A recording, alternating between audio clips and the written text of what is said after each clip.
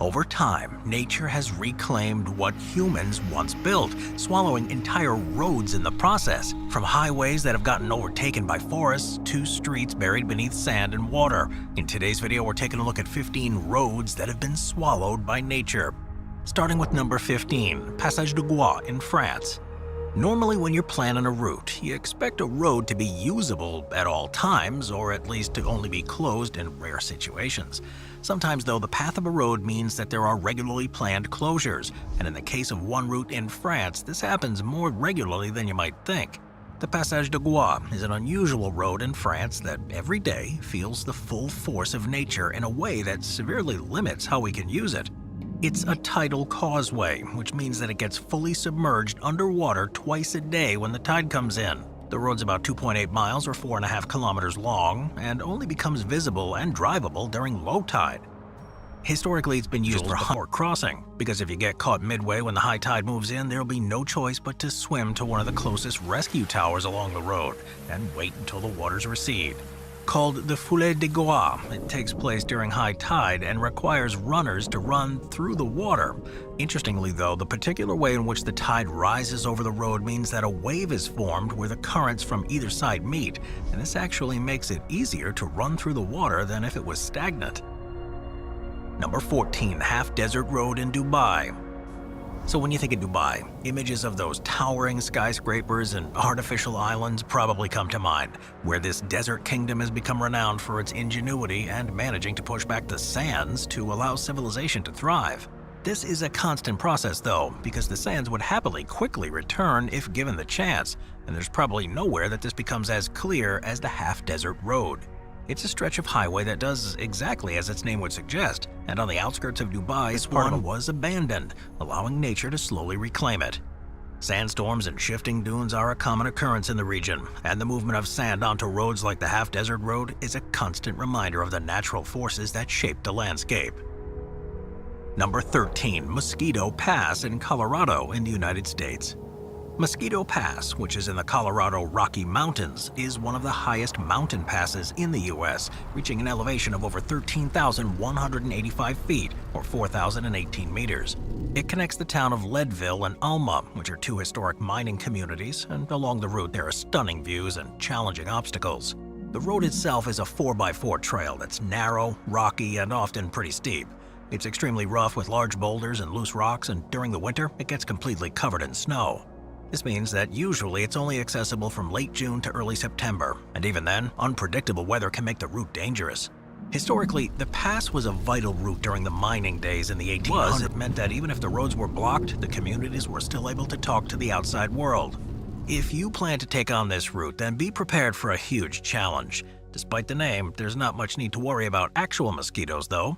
This name was given to it by the early miners who had to deal with the insects when they were working on the mines. But luckily, mosquitoes are rarely found at these altitudes.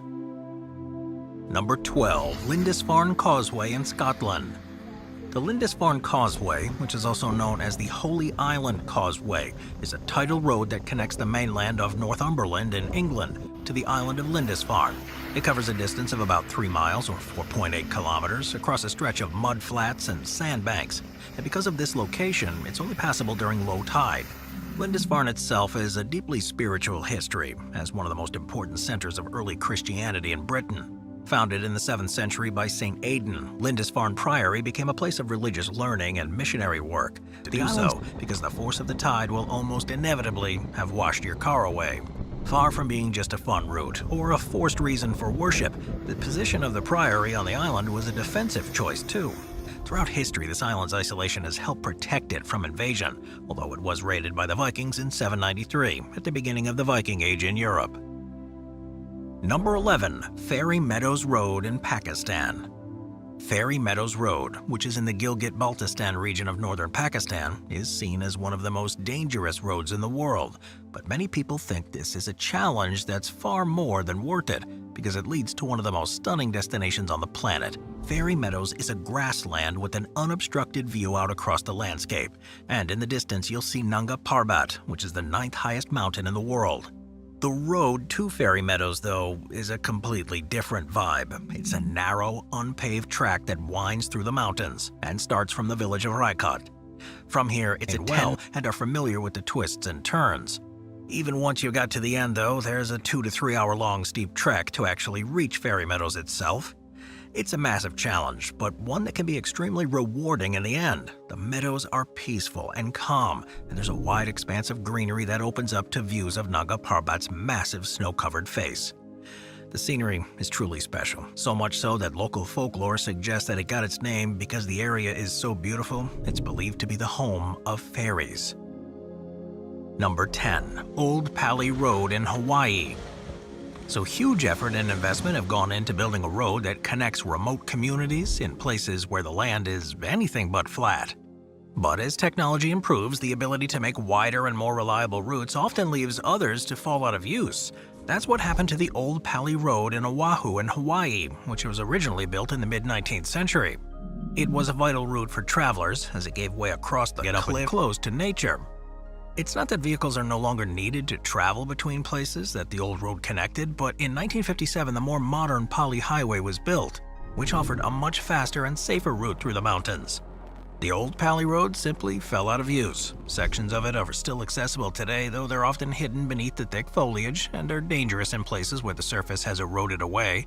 And as it's in this state, of course it is completely shut to traffic. But hiking tours often walk along it to learn more about the history of the region and to see why it's a place that's believed to be haunted. Number 9. Anabar Road in Russia. Anabar Road. It's one of the most remote and dangerous roads in the world, passing through an isolated and harsh region of northern Russia. It's in the Sakha Republic, which is a large and sparsely populated region in northeastern Siberia, and it's become famous for its tricky terrain, extreme weather, and limited accessibility. Stretching for over 1,200 miles or 2,000 kilometers, the road is mostly unpaved and poorly, but it also comes with giant swarms of mosquitoes that thrive in the short Arctic summer, making it a pretty miserable place to travel through. The road, though, has been crucial to the region's economic success, providing a link for the mining industry to export the valuable gemstones that are recovered, and it was initially built to support the transport of goods and workers to and from the mines, while the residents in remote villages now consider it as a major lifeline. Still, it's the mining operations that use it the most. Number 8. The Taroko Gorge Road in Taiwan. Taroko Gorge Road, which is officially known as the Central Cross Island Highway, is one of Taiwan's most beautiful, but at the same time, dangerous roads. Carving through the marble cliffs and landscapes of the Taroko Gorge National Park, it's around 12 miles or 19 kilometers long and passes through the middle of the gorge, connecting the east coast of Taiwan to the central region. The road itself was constructed during the 1950s, mainly by the efforts of veterans from the Nationalist Army who had places that it connects, but because it's a fun and rewarding journey to take. It is one of the most beautiful roads you can drive along, with towering marble walls, emerald pools, and stunning waterfalls, which pour down the mountainside near one of the road's most famous viewpoints. If you do decide to travel along it, though, be prepared for long delays, as the forces of nature often mean that it takes far longer to make it to the end than it seems like it should.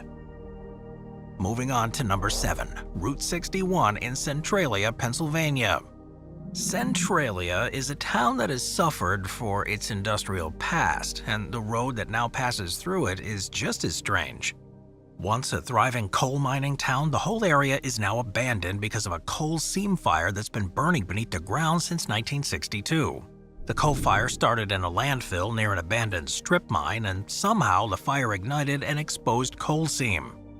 As the fire spread beneath the town, it caused significant damage to infrastructure. Less than 10 years, it was so severely damaged again as the structural integrity of the ground beneath it continued to weaken. Eventually, the stretch was closed to traffic in 1993, and over time, it became a popular destination for urban explorers and curious tourists. The road, which had become a symbol of abandonment, has now taken on a new life as an unofficial tourist attraction, but not everybody's happy about that. Authorities regularly warn people about the dangers of the area and try to prevent them from going there because the fire still burns beneath the ground, and unstable conditions pose risk to those walking on the highway.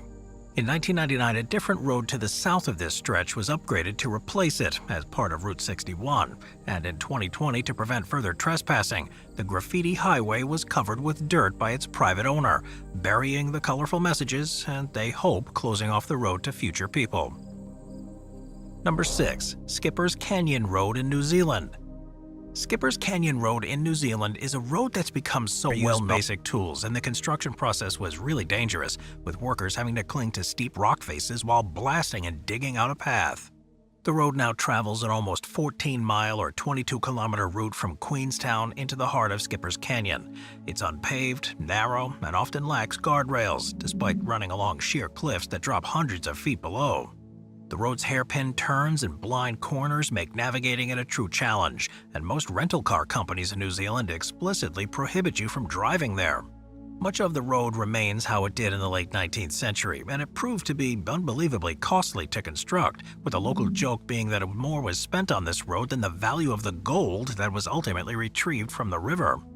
Well, despite the dangers, Skipper's Canyon Road offers travelers some incredible scenery. The views from the road include vast expanses of mountains, deep ravines, and river valleys, and the area is also rich in history, with structures from the Gold Rush era still being visible along the road, including old mining equipment. Roads Organization, which is the agency that was set up to specialize in the upkeep of roads in India's challenging regions.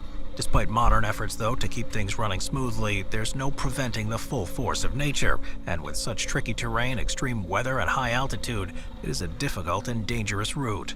Historically, Kardung Law was a major part of the ancient caravan routes that connected India with Central Asia. Traders would use it to travel to Kashgar and China, transporting goods to sell like wool, silk, and spices. Kardung Law still serves an important role by providing a link between Leh and the remote villages and surrounding valleys, and enabling the movement of military supplies to the sensitive border areas along the Siachen Glacier.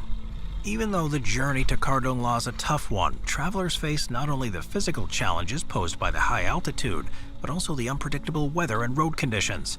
The air becomes thin as travelers climb higher, making altitude sickness a real concern for anyone who isn't used to those altitudes. So it's not unusual for 22 is one of the most adventurous roads in the country, as it passes through the West Fjords, which is a region that's known for its otherworldly beauty. It is a challenging, narrow gravel road that curves along steep mountainsides, with amazing views of fjords, mountains, and the open sea. Gaining access to such a wondrous place, though, isn't easy, as the West Fjords are some of the least populated and least visited parts of Iceland. This road in particular connects two small towns and sees you travel along the edges of the fjords and navigate treacherous cliffs with very little room for error. Without any guardrails along much of the route, it can become pretty problematic when there are landslides or extremely bad weather. And as it's so narrow, it's not exactly easy to turn around, so you may find yourself having to reverse along the route for miles. For safety reasons, the road is only accessible during the summer, as winter weather and heavy snowfall make it impossible to use for much of the year. It's essential to drive a sturdy 4x4 vehicle, and those unfamiliar with Iceland's gravel road should approach the journey with some caution. Number 3. The entire road network, Christmas Island. So Christmas Island is a small Australian territory that's in the Indian Ocean, around 220 miles or 350 kilometers from south of Java and Sumatra, and it's home to a population of a couple of thousand people. It is a large community, enough that there's a road network that connects different parts of the island, but at certain times of the year, an incredible natural event takes place that virtually cuts off all access. During the island's annual crab migration, many millions of red crabs travel from the dense rainforest at the center to the coast where they breed and spawn. The event usually takes place at the start of the wet season, which is in October or November, when the rain signals the crabs to begin their trek. While it is undoubtedly one of the most spectacular sights in nature, it also has a significant impact on the island's infrastructure.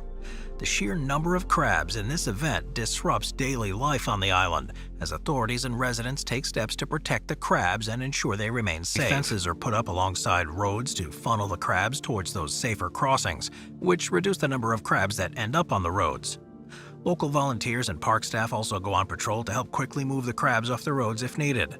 But despite the efforts, some crabs still end up on the roads, and it's common to see cars carefully navigating through a sea of crabs, or pulling to the side to let them pass.